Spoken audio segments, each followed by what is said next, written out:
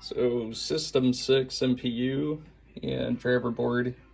MPU, we've got a combined ROM here at IC14, installed NVRAM, replaced the input filter capacitor, and replaced all the 0.156 headers here on the board, as well as both male and female interconnect.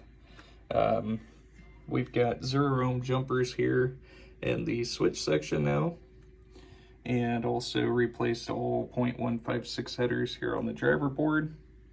Replaced the power input filter capacitor, as well as replaced all 8 of the resistors here in the lamp section. These are now cement resistors. And added a blinking indicator here to both the driver board and the MPU. The 74LS139 had a broken casing on it, so obviously that's been replaced as well as socketed. And we'll go ahead and get this thing booted up. So this is what you should see. And also the blinking indicators on both the MPU and driver board are lit. And lamp matrix is dancing. And no coils are locked on. And you can see that whenever I snip resistors and whatnot, those legs go flying everywhere. Anyways, we'll go ahead and get this thing into test. And so first test is going to be displays. So just cycling through 0 through 9. And those are all working correctly.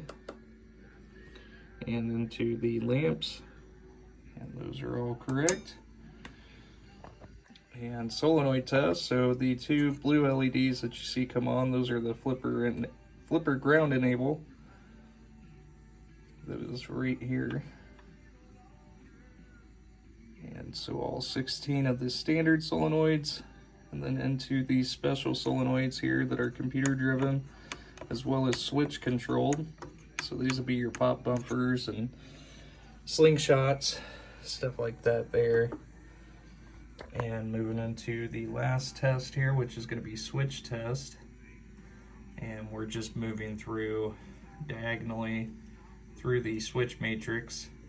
And we'll end here at the last switch being 44. And we'll go ahead and pick up the other rows there as well. So those are all working 100%. And I've already got this set to free play there, which is just adjustment 18.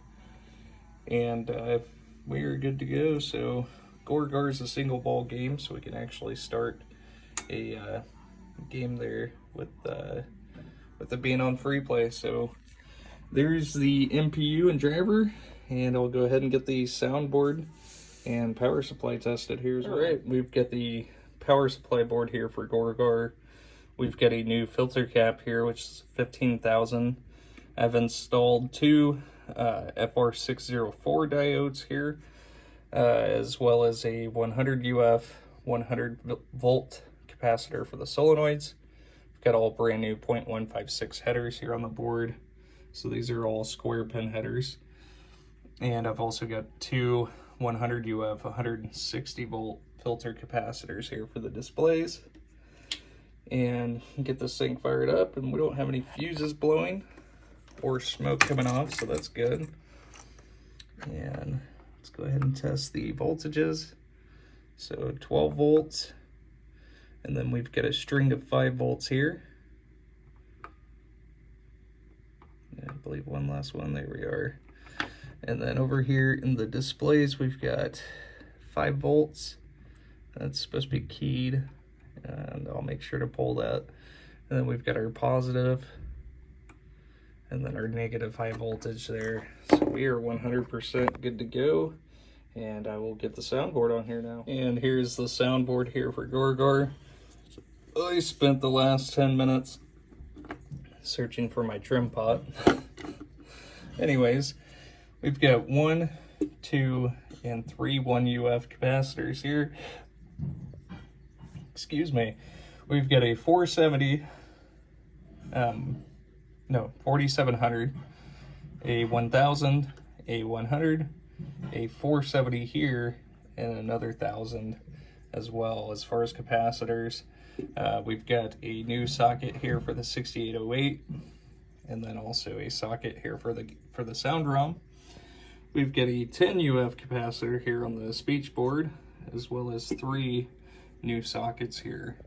So go ahead and get this thing powered up. You should hear that hum, which means the 6808 is kicking in.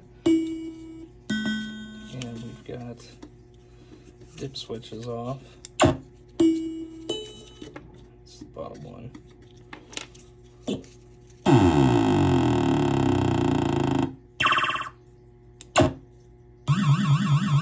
So these soundboards could be set up for either chime or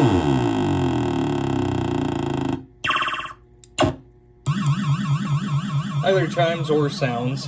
And there's all the sounds, and then we'll go ahead and press test button here.